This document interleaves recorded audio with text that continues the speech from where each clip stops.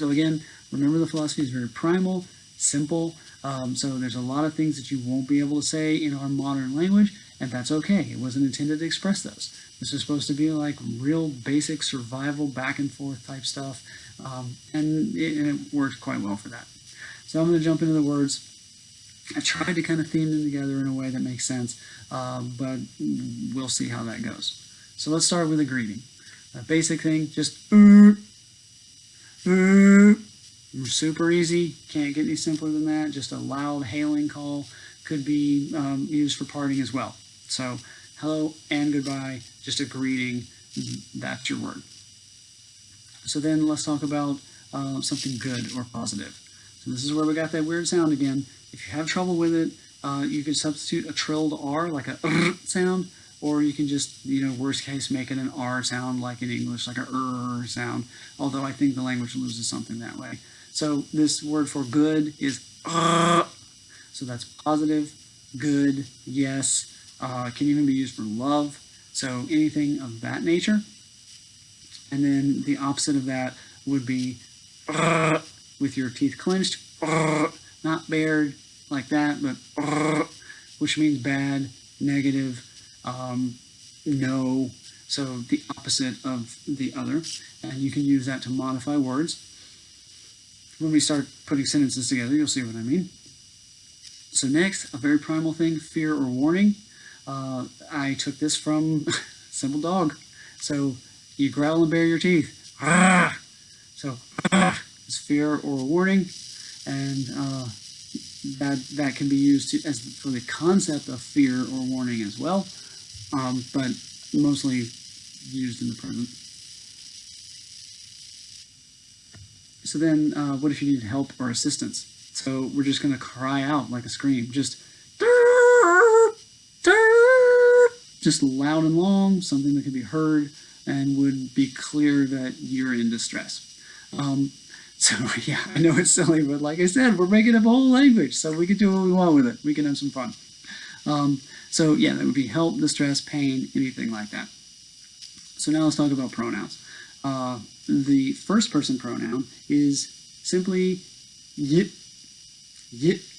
So that's me, I, my, mine, we, if you're talking about a group. So any first person.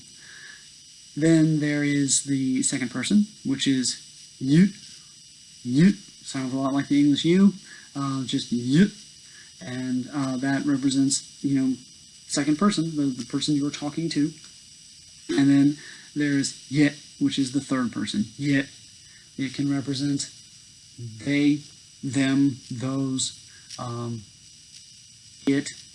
Anything that's third person, and that figures it heavily when we don't have a lot of nouns, so you're going to use these a lot. So then the next concept is the concept of outside or stranger, and that's simply ka. Ka. So if you want to say out that door right there, that would be ka. Also, someone who is not part of your group, that's ka, a stranger.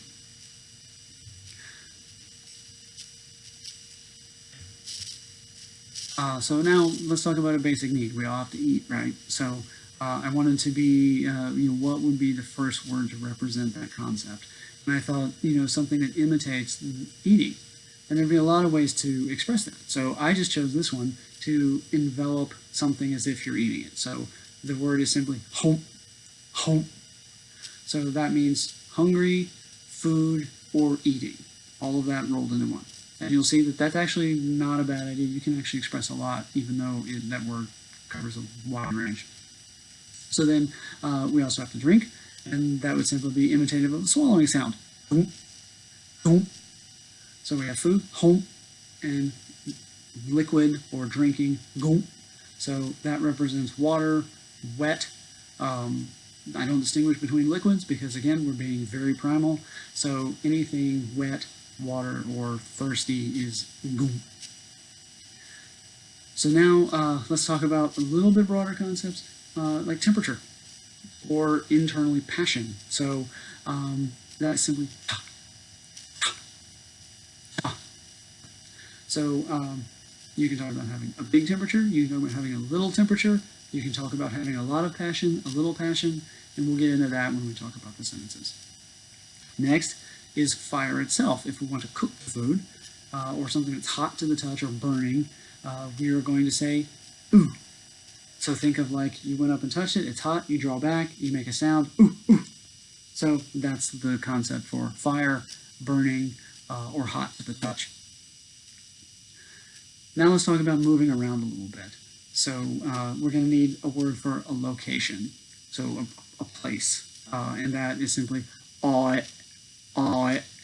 Yeah, very easy. Just that means a location. You can move to it, away from it. It can be somewhere else or right here. It's just the concept of a place.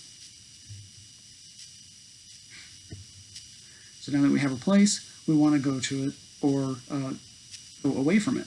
And so come, move toward the speaker or toward the subject is going to be ik, ik. Pay attention to that eh sound because it's going to come back again. So this word ik means come near, or it can mean keeping something, like keeping it near. So that would be ik, like holding on to something, having it. The opposite of that would be ella, which would be to go. So that would be go far away. It can mean to let go or give up something as well. Again, ella and ik.